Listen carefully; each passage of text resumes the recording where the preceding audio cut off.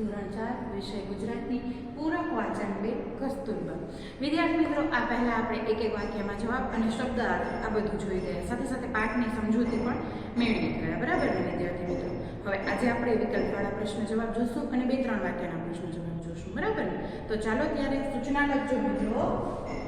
નીચેના દરેક પ્રશ્નના ઉત્તર માટે આપેલા વિકલ્પોમાંથી સાચો વિકલ્પ શોધીને તેનો ક્રમ અક્ષર પ્રશ્નની સામે આપેલા બોક્સમાં લખો। નીચેના દરેક પ્રશ્નના ઉત્તર માટે આપેલા વિકલ્પોમાંથી સાચો વિકલ્પ શોધીને તેનો ક્રમ અક્ષર પ્રશ્નની સામે આપેલા બોક્સમાં લખો। પેલું છે, કસ્તુરબાનો જન્મ ક્યાં થયો હતો? કસ્તુરબાનો જન્મ ક્યાં થયો હતો? અ રાજકોટમાં, બ પોરબંદરમાં કે ક ભાવનગરમાં? ક્યાં થયો હતો? બ પોરબંદરમાં। તો અહીં બોક્સમાં આપણે બ લખવાનું। ત્યારબાદ બીજું છે, સત્યાગ્રહ આશ્રમ કયા નામે ઓળખાય છે? સત્યાગ્રહ આશ્રમ કયા નામે ઓળખાય છે? અ હરિજન આશ્રમ, બ સાબરમતી આશ્રમ કે ક દાંડી આશ્રમ? તો જવાબમાં આવશે બ સાબરમતી આશ્રમ। તો આપણે અહીં બ લખશું। ત્યારબાદ ત્રીજું છે, આગા ખાન મહેલ ક્યાં આવેલો છે? આગા ખાન મહેલ ક્યાં આવેલો છે? અ આગ્રામાં, બ દિલ્હીમાં કે પછી ક પૂનામાં? જવાબ આવશે ક પૂનામાં। તો અહીં આપણે ક લખીશું। ચોથું છે, બાપુજી સેવાગ્રામ હતા ત્યારે કસ્તુરબા ક્યાં ગયા હતા?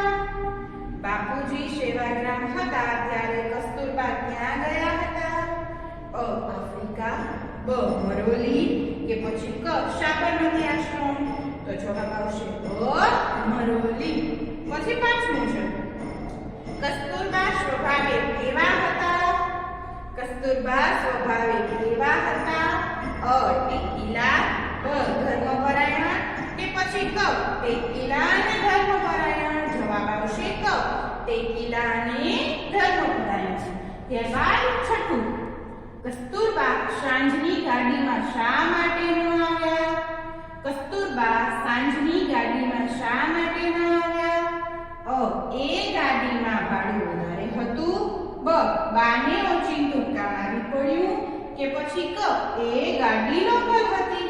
હવે અહીં જવાબ આવશે એ ગાડીમાં ભાડું વધુ હતું, એટલે જવાબ શું છે? અ। આપણે અહીં અ લખીશું।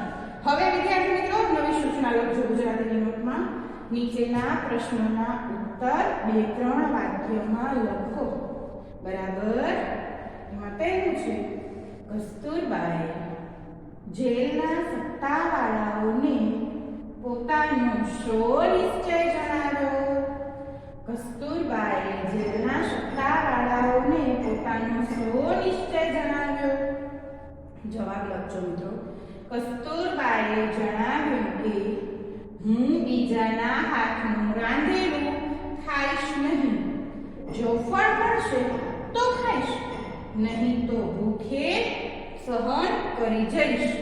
શું? જવાબ ફરીથી એક વખત, કસ્તુરબાએ જણાવ્યું કે હું બીજાના હાથનું રાંધેલું ખાઈશ નહીં, જો ફળ મળશે તો ખાઈશ, નહીં તો ભૂખ સહન કરી જઈશ। બરાબર વિદ્યાર્થી મિત્રો? હવે આપણે થોડું ગૃહ કાર્ય કરીશું।